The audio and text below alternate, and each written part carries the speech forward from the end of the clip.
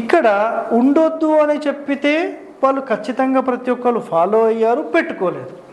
అసలు వీధి పోట్ల ఇండ్లే పెట్టుకోలేదు వాళ్ళు. సో ఇది క్లియర్ అయిపోయింది. మరి ఇప్పుడు కాలం ఎట్లా అయిపోయిందంటే, సార్ మేము స్థలం కొన్న తర్వాత మాకు ఈ వీధి పోటు ఉందని తెలిసింది, మేము ఏం చేయాలి అనే పాయింట్ చాలామందికి ఉండే కాన్సెప్ట్. మరి దీనికి సంబంధించిన పరిష్కారం ఏంటి అంటే, మనం వీధి పోటు ఎక్కడుందో అక్కడ ఒక అడ్డుగోడలాగా ఒక 2 feet గోడ కట్టేస్తే దాని ప్రభావం తగ్గుతుంది. లేదంటే ఒక బ్యానరు, లేదంటే చెట్లు, ఇవన్నీ పెట్టుకోవచ్చు.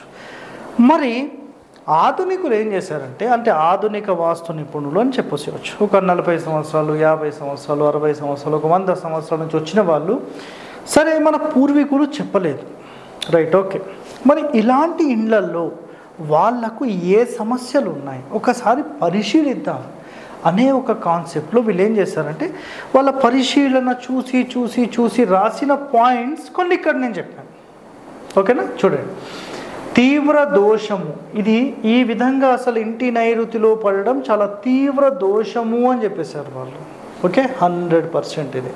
నెక్స్ట్, ఇది ఎవరిపై ప్రభావం చూపిస్తుందంటే యజమానిపై, ప్రధాన కొడుకుపై చూపిస్తుంది అన్నారు. సో ఇలాంటి ఇన్ఫర్మేషన్స్, ఇలాంటి మంచి వీడియోస్ మీకు కావాలనుకుంటే మీరందరూ లైక్ చేయండి, సబ్స్క్రైబ్ చేయండి, 10 మందికి కూడా షేర్ చేయండి. థ్యాంక్ యూ అండి, ధన్యవాదాలు.